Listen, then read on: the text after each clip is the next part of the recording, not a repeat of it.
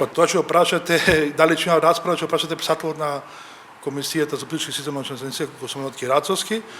Сега засега гледаме дека тие немаат намера да тие мамања се повлечат. Од тоа што имаме сознание, за жал ние се уште тие мамања не сме ги виделе.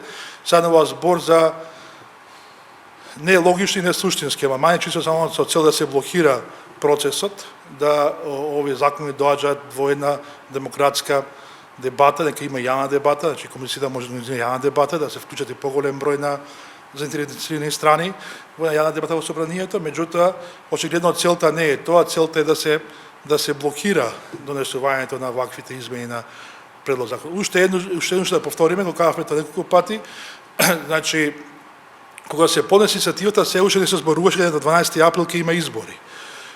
И тие препораките што на Венецијанската комисија на ОДИХР зборува за најмалку 6 месеци, а од редовните избори.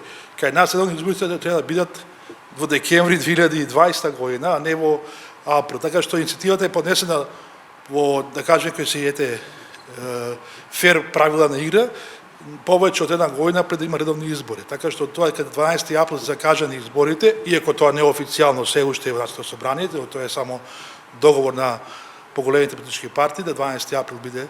Значи, тоа него засега тоа дека ние не можеме да поднесеме иницијативи за промена изборниот законник. Дали тоа бидете директно да стапите во контакт со колегите ваши други фондови? Па добро, ние разговараме, колку се разговараме за тоа, меѓутоа сепак тоа им се партиски одлуки, не се одлуки на пратениците. И некој се расположени да почнете вакво решение?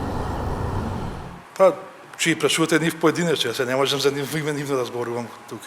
Да. Очигледно е дека со овој амандмани не е можно да се донесе законот за промена од 6 години изборна. По очигледно тенденцијата е да се блокира.